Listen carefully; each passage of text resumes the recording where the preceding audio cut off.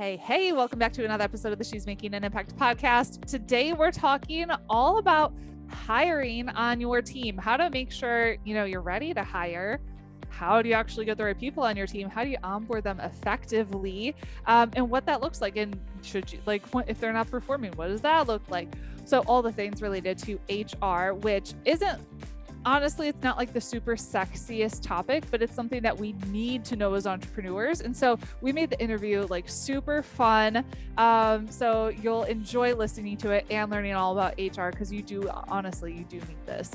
You need to know the right hiring strategies, the right onboarding strategies. So I'm really excited that I brought you Ashley Cox. She's the founder and CEO of SproutHR. It's a boutique firm that helps women-owned businesses hire and lead thriving teams with smart and simple strategies. She's amazing. She just made this super fun. And we cover a lot of great stuff. So I hope you enjoy the episode. Let's dive in. Hey, Ashley, welcome to the show. Hey, thank you so much for having me, Rachel. I'm thrilled to be here today. So happy you're here. So let's start off. Tell us a little bit about you and what you do. So I am an HR consultant for small business owners, and I know that doesn't sound super sexy, but we try to make HR really fun. And so we focus on helping small business owners hire and lead thriving teams with more confidence and much more ease, so that we can take out all the worries and the frustrations and the anxiety around hiring and really help you with one of the most exciting and rewarding and fulfilling parts of growing your business. Yes. So what's possible when you build your team? Why is this important? Oh my gosh, so much is possible, so much. And I think that a lot of times when we hear online experts or gurus or the people that we follow who've quote unquote made it, talk about growing a team, it's always in relationship to scaling and making more money and hitting 7 figures and 8 figures and 85 figures, or whatever the thing is at the time. But I think there's so much more to it in the opportunity to provide careers for people who might not otherwise have those opportunities, and careers that look different for different types of people. One of the things that's really important to me in growing my own team, and so many of the clients that I work with, is moms and women who, have small children and families, and they have other passions or other endeavors.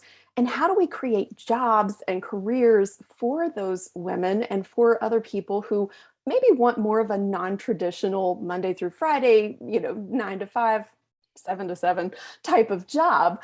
Right. And that's creating more space, more flexibility, more leeway and allowance and opportunities for people to take time off and enjoy their families and enjoy life and hobbies. Yep. I myself don't have any children, but I don't want to be tied to my business 24/7. I don't want to be, stuck with tech neck because I can't get off my phone all day.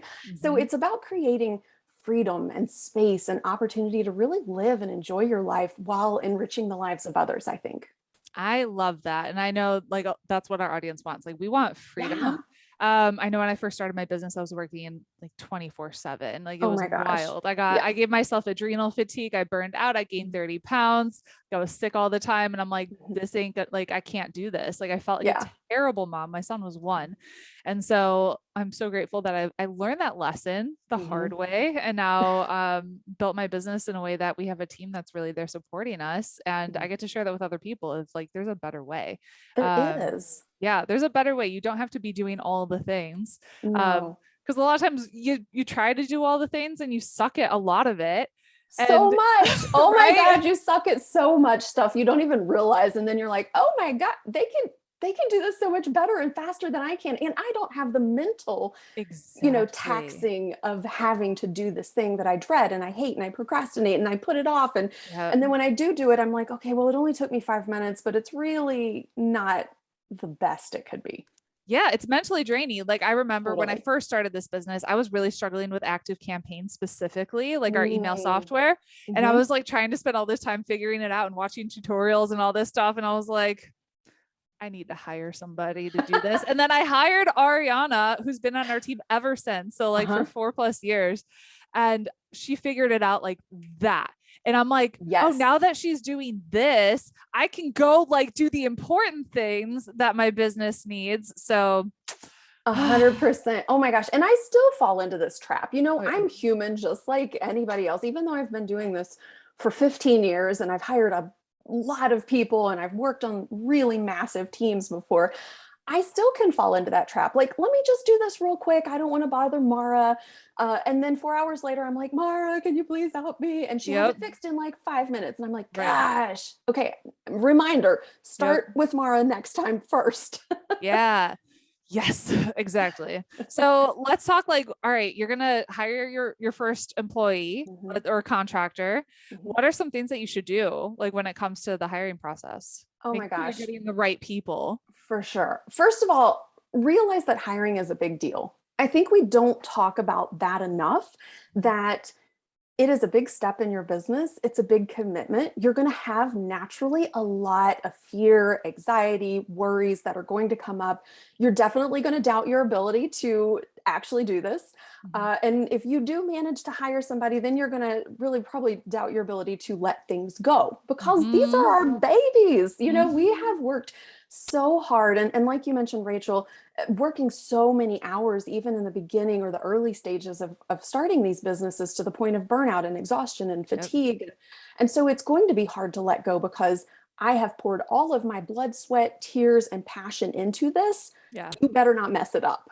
Yep. So that's natural. And I just want everybody listening to this episode today to just take a moment to step back and take a big, deep breath. Because Huge. hiring is a big It's a deal. big deal. Let me share two things that just came to Absolutely. me. Yeah. So I hired Ariana because in her application, she said, I know your business is your baby and I'm going to treat it like that. And I was like, she Yes. gets me. She gets me. Yeah. And then the second thing, I was at Global Leadership Summit with Craig Groeschel. He runs the biggest church in America. Mhm. And something that he said has stuck with me for years. He said, you can either have growth or you can have control, but you can't have Mm, both. So you got to yes. choose. You got to let go of the control so you can have the growth. Yes, absolutely. Absolutely. And nothing changes if you don't change anything, Yep. right? So you have to be willing to kind of take a little bit of a leap of faith Yep. and really sink into that why and that impact. And on this podcast, I love how it's just so focused on what impact are you making in the world? What is your why? What is your core mission and foundation that you're coming back to time and time again? And that's where you're going to start your hiring process. What is your mission? What is your vision? What are you building, not just for yourself and for today, but for the future and for your family or your community or the world? And Mhm. so, really sink down into that and think about, what are my non negotiables? This is a great place for everyone to start before you hire your first contractor or your employee. What are my non negotiables? What am I not willing to sacrifice in order to get the help that I need and that I deserve? Because you Mm. do deserve help. And so Yeah. many times we're made to, especially as women, feel like we're the ones that has to do it all. We have to be Mhm. perfect. We have to do it all ourselves. We can't ask for help. That's weak, and that's a bunch of malarkey. So just go Mhm. ahead and throw that on out the back door. We What don't need about the it. person who says they can't afford to hire somebody? Oh my gosh, you are my favorite person if you say that you can't afford to hire somebody, because I will prove you wrong every single time. I think that what happens is that's a really easy excuse for us to hold on to and Mhm. say, well, I can't afford to hire anybody, or I need to wait until this, or I need to wait until that. I promise you, you will never feel ready to hire. And Mhm. saying that you can't afford to hire is a really common tactic or Yeah. strategy that all of us, including myself, have employed at one point or another to say, I'm not ready yet.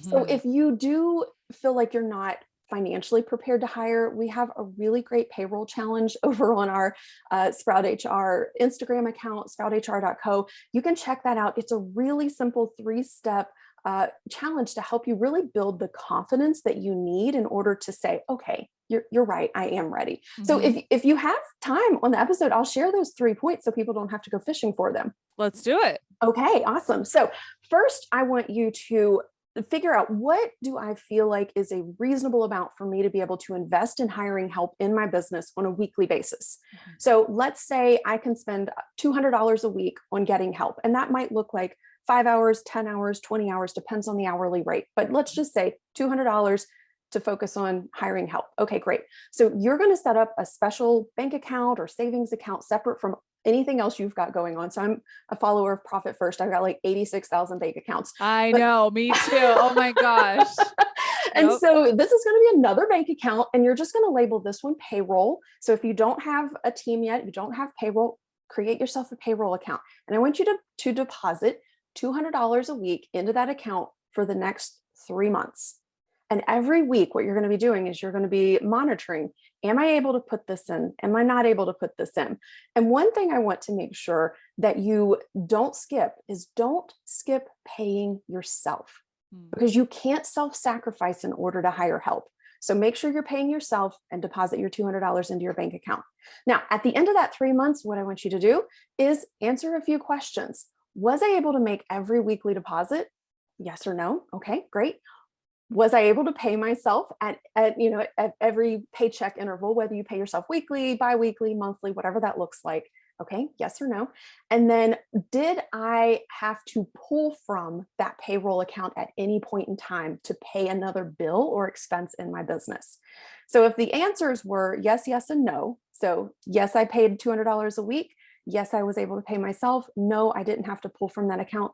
My friend, you are ready. You are ready. Whatever that number is, now you can confidently know, okay, I can afford this every single week. And so here's the bonus tip. So once you do decide, okay, I've got the safety net, I'm feeling good about being able to hire and being able to afford it, don't pay that person from your payroll account. That now becomes your payroll savings, and you've got a 3-month buffer in case anything happens in your business. You need to take unexpected time off. You have a dip in, a slow season in your business. Something comes up and you have a big expense on your plate. That is your reserves, because now we know you can afford to pay from your regular income every single week. Awesome. And I'll share, when I hired my very first VA back, this was a long time ago. He was in the Philippines, and I hired him for 10 hours a week, and it was between like $6.50 an hour, which seems super cheap. Yes. For them over there, that's a great living. Like $6.50 an hour is a great living. And so I was getting labor for my business for pretty cheap. And it was like less than, $65 a week. And so that, to me, I was like, okay, I can make this happen. And I referred him to like everybody. And before I knew it, he raised his price to $25 an hour. And I'm like, yes, he did. You live your best life, dude. Like, oh my gosh. Yes, he did. Of course he did. And, we can pay livable wages, and we can get the help we need in our business. Like it's not a this or that. It's not a either or, it's a both and when we have that kind of generative relationship, both businesses can grow, or both people can have the fulfillment and the needs met that they have. And so I think it's such a beautiful thing to be able to create jobs and get support, and everybody can grow together. Yes. So we're ready to hire a first person. What are some things we need to do, like in that hiring process, to make sure we're not hiring a stinker? Yes. Okay. So I want to share 3 common hiring mistakes first, and then I'll share some things that I want you to try instead. Sound good? Perfect. Okay. First of all, I want you to focus on your hiring strategy versus your exit strategy. And what I mean by that is we spend so much time and so much brain power thinking about, well, what if I'm going to have to fire this person? And what if they're not good at fit? And what if I have to let them go? Or what if I have to deal with a problem or a situation? Stop. Just stop. Let's focus on getting the hiring process right before we worry about having to fire somebody, because you're borrowing problems that don't even exist, that may or may not live in the future. So stop borrowing the future's problems, and let's focus on today's opportunities. I love that. 3 mistakes. Thank you. 3 common mistakes. I don't want you to hire clones. Clones are people that are, when we say, oh, I just need to clone myself and hire somebody just like me in my business. No, my friend, because your business already has one of you. We do not need another one. We need somebody who has complementary skills. And I'm sure you know exactly what I'm talking about, Rachel. Oh, like Ariana, so detail oriented with all of the processes and everything. Like pretty much so many people on our team, like they're very detail oriented. And then they follow up with me. Hey, Rachel, I need this. Hey, Rachel, can you get this done? So they're like telling me what to do. And I'm just telling them like the big vision, the picture of like what we're going to create. And then they take care of all the details and making sure they happen. And I'm like, that's the role I want to play. 100%. Whatever lights your fire, like you stay there and you hire somebody to do this other stuff that you're like, oh, I know it's important, but like all the active campaign things and setting up like all the automations, the systems and all, like it made me want to just like rip my hair out. And I'm like, I don't want to do this. Yes. Someone else needs to do it. Right. And think about like how half-heartedly most of that stuff has been done because it's not your expert zone, right? It's not the thing you're really great at. And how much better could it be if you had somebody who had that expertise, who had that like really system knowledge mindset and brain and the way that they come in and they approach things. So don't hire your clone. The second is don't hire a drone. This is a little bit harder one to test for, but it all comes down to asking the right questions during the interview process. And that's making sure that you don't hire somebody who comes in and is just like, just tell me what to do. I'll just check the boxes, because we don't want people who are just going to maintain the status quo. We want people who are going to help us drive our vision and our mission forward so that we can have the impact that we want to have in this world. So no drones allowed. And the last one is don't hire or don't try to hire unicorns. And I know this is an unpopular opinion. I know that everybody is on the great search for their unicorn, for their dream team, but unicorns are mythical, magical creatures. And even as much as we all love them and they're fun and sparkly and have, that great horn on their head, this is what is happening when we say, I want to hire a unicorn. We put way too many things in the job description. We expect way too much of this person, and it's frustrating and disappointing and leads often to us being disappointed in the person we hired and the person who got the job really feeling overwhelmed and frustrated trying to manage and juggle all the things. So hire people for a skill set and for a talent and for an area that your business needs in order to help you grow and thrive in the future. Got it. So those are the three things, like no clones, no drones, no unicorns. I love it. What do you think about hiring based off of like their personality type? I think that personality, and I'm assuming that you're asking about like personality profiles and things like that. Yeah. So I think those are helpful and they're useful in the hiring process and even more so in the team building process. But it is actually illegal in most places to base your entire hiring decision off of a personality profile. So if you're using one, just make sure that you're using it in conjunction with a full hiring process. So you're putting out a job posting, you're taking applications, you're having interviews, and you're incorporating that personality profile. But I love them. I think they're a great way to help you see where you have gaps in your current team, where you need other skill sets, qualities, personalities. And when we have a team that's really well-rounded personality-wise, it creates more diversity on our team. It creates various ways that we process thoughts or ideas, the way that we think through things. And if everybody was like me on my team, we would drive each other nuts.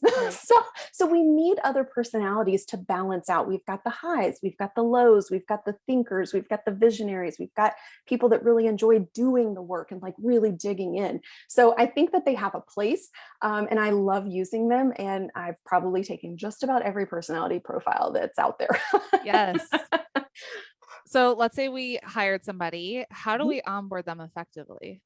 So onboarding is one of the most important things that you can do in the process. So if you're worried about losing somebody, this is the place that I need you to pay really, really super duper close attention, because 1 in 4 new hires quit in their first 90 days. And that number studies are starting to show that it's increasing to 1 in 3. So what's going on and why are people leaving? Well, a report by LinkedIn this year showed that 94% of employees would stay longer if their company just invested in helping them learn and trained them in their role. So basically employees are begging like, train me. And we're saying, no, sorry, I'm too busy for that. Like just learn this job on your own. So this is where we gotta slow down, we gotta take a breath, and we gotta say, okay, what is onboarding? Onboarding is the process, not just of saying, hey, welcome to the company. We're so glad you're here. Here's your job. Here's your desk. Here's your phone. Get to it. But it's also the knowledge, the skills, and the behaviors that these people are going to need in order to be an effective, productive member of your team who's up and running quickly. And so onboarding, a lot of times people think it's a day or it's a week or it's a month, but it really should be at minimum 90 days to be most effective. And I am of the belief, and a lot of studies are showing that a year-long onboarding process is most effective because an employee cannot see what happens in your business through every season and every phase in the first 90 days. Like you have to experience an entire year rotation to see what happens. What's different in December versus May? When do we have busy seasons? When do we do certain reports? Or, we have programs that maybe roll out at specific times during the year. And maybe my 90 days didn't fall within that launch period. So I don't even know what happens during a launch. So, onboarding is one of those things that we really have to kind of think through. What would I need if I were starting in this company? And a thing to remember is that you've been doing this for a long time now. This is their first go. They may be experts in their field or in their industry, but they're not an expert in your business. So some things you can avoid are what I like to call the wing it approach. And that's like no plans. I'm flying by the seat of my pants. I'm figuring things out as I go. But that creates a scattered, confusing, and frustrating experience for your new hire and for you. So having a plan, even a simple one, and plenty of check-ins along the way is going to be key for you really having an effective onboarding. And then another common mistake or common approach I see business owners making is what I call the fire hose effect. And that's, oh my God, I have help now. Here's everything that you could ever possibly need to know about my business. Please just do it all now. And so, we're just beraying our new hires. And like one of my clients, Abby, said, it's like, you saved me from having word vomit all over them, because I would have absolutely come into that first day going, here's everything that you need to know and all the detailed plans and da da da da da. And she goes, I was able to pull back and create a less overwhelming experience for my new hire, which means that she was able to catch things more quickly and understand what her role was in the grand scheme of things. I also encourage you to avoid what I like to refer to as the hard way mentality. Now, anybody who's ever worked in corporate may be familiar with this.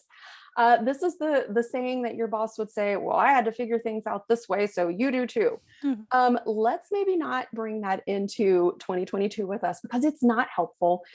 It creates a loss of momentum because people are struggling trying to figure out, what is it that I'm supposed to do? Where do I get this resource? Like, why does nobody want to help me? And so it wastes so much precious time that you could be making progress by bringing that person alongside you, teaching them, coaching them, training them. And one of my favorite ways to do that is, I'm going to show you first how to do it. Then I'm going to allow you to do it right here with me watching. And then I'm going to also have you do it on your own and report back and tell me, how'd you think it went? Did it go okay? And so we're allowing that person to learn by repetition, by demonstration, by trying it and maybe making mistakes so that they can learn. Because the best way for adult learners to learn is to make mistakes. And so the people you're hiring are most likely adults. So let them try and let them make mistakes. And then finally, the 5 years in 5 minutes. Now, this sounds kind of like the fire hose effect, but this is more about you as the leader and about your expectations for your team member. And so I've had clients tell me before, like, oh, well, I just don't think that she's going to get it. And I'm like, she just started Monday. It's Thursday. And so I know that you want somebody to come in and like be able to take over and just do things without you needing to have much of a role. But in the beginning, there is going to be a lot more of you bringing that person along and spending time with them and coaching and training, like we just talked about, versus you can just dump everything on this person and expect them to know it all. So what you've been working on the last 5 or more years cannot be learned and perfected in 5 minutes. So think about what's realistic and reasonable for them to know in their first week, their first month, their first 6 months, their first year, and then start from there. How long would you give them to perform before you realize I made the wrong choice hiring this person? Yeah, that's a really great question. And I'm going to give you my very standard HR answer of, well, it depends. It depends on the task. It depends on what skills they came with. It depends on how you trained this person, what knowledge, what experience, how much time have you spent with them? Did you communicate effectively? There's a lot of nuance that comes into that. And I am not a big fan of how's it go? Oh gosh, now I'm gonna botch it up. Hire slow, fire fast. There are certain times when hire fast is absolutely essential. Egregious activities, harassment, sexual harassment, bullying, things like that, where you're like, this is not okay. We have a zero tolerance policy for this. But there are times where we as leaders are the ones that maybe drop the ball. Maybe we didn't explain something well. Maybe we didn't give the person the right tools to do the job. Maybe we didn't allow them enough time to learn that skill or develop that ability. And so I think it really needs to start with self-assessment and saying, what all have I done to help this person be successful?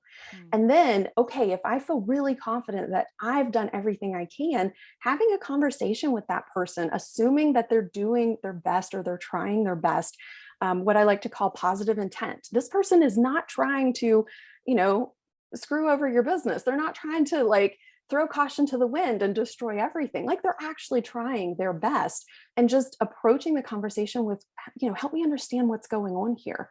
What else can I do to help support you in this? How can we make sure that you're successful in this role?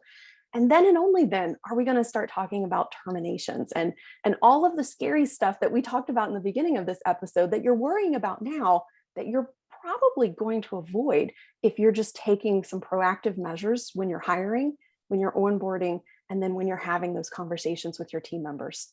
Got it. Whew, so many good things that we're covering here. This is awesome. It is a packed episode today, folks. It is. What does it mean to you to make an impact? Oh my gosh. I think, kind of like I alluded to in the beginning of the episode, it's what I refer to as the impact ripple. And it's not just the impact that hiring an employee has on us or our business, or even our impact on that one individual, but it's having an impact on that person in a positive way to where they leave work feeling energized and motivated and inspired and excited. And they take that home to their family. And when they walk in the door, they have a smile on their face and they're excited to be with their spouse or their significant other, with their children, with their family pets. They have energy to be able to play and to fix dinner and to do bedtime and bath time and all the things that you do with your children. They have a lighter spirit when they go through the drive-through. So that way they're not frustrated having to sit in line or stand in line at the grocery store. They're kinder to the people who are working in service industry jobs or working in places where they do business. They're able to do more in their communities. They're excited to be able to go outside of work and take that same energy and passion and pour it into something they are passionate about. And so I think that at the end of the day, the impact is not just me helping you hire one person for your team that's going to help you get freedom and ease and rest, but it's me helping you, helping that person, helping the hundreds of people that person could touch. Yeah, I love that. What's one of the best books you've read?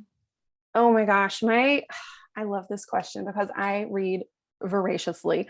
But in thinking about what we're talking about today, I think the best book for this conversation is not an HR book. It's not a leadership book. It's Essentialism by Greg McKeown. And I think what's so important about this is that he talks about how we strip everything down to what's most important, what's most essential for us to be focusing on. And this is what's really helped us grow our business and serve our clients at a much deeper level, to really be able to focus on just hiring and just leadership for us, because that's what we do. We don't do this off the side of our desk. This is something I've invested my entire professional career in. I'm not just talking about hiring and leadership because I've hired one or two contractors or one employee. I've done this for 15 years. But I think what happened in the beginning of my business is I was trying to do way too many things, even within the scope of HR. And so going through and reading that book and really streamlining and simplifying what we do has allowed us greater freedom and flexibility in our business, has allowed us to serve our clients at a much deeper level, and has given us more peace and more ease and more freedom in our business. So Essentialism, Greg McKeown, I read it multiple times. I've probably read it like 6 or 7 times since my friend introduced it to me. And it's just always the concept of coming back to how do we make more progress by focusing on less. Yes. Oh, I love that. Yeah, I'm pretty passionate about that book, so I could talk about it all day. Yeah. Where can we connect with you? You can find me at SproutHR.co at our website. We've got a lot of great resources on our blog and a great free quiz over there. If you're thinking about hiring your first employee or your first team member and you're kind of like, oh, I'm not really sure where to start or who I should hire first, our quiz will give you lots of clarity. It's super fun. You can find that at SproutHR.co/quiz. And on social media, I hang out the most over on Instagram, SproutHR.co. And it's me responding to comments and messages and everything. So even though our company name says SproutHR and Mara's helping me get content out there and some of our other team, it's me responding because I want you to know that I see you, I hear you, I understand the struggles and the frustrations and the worries that you have when it comes to hiring. And I'm going to be the one that's answering your questions. Amazing. Ashley, thank you so much for being on the show. Thank you for having me, Rachel. Great conversation. I love these questions, and I'm excited to be able to share this with so many people. I think this will be a really helpful episode. Absolutely.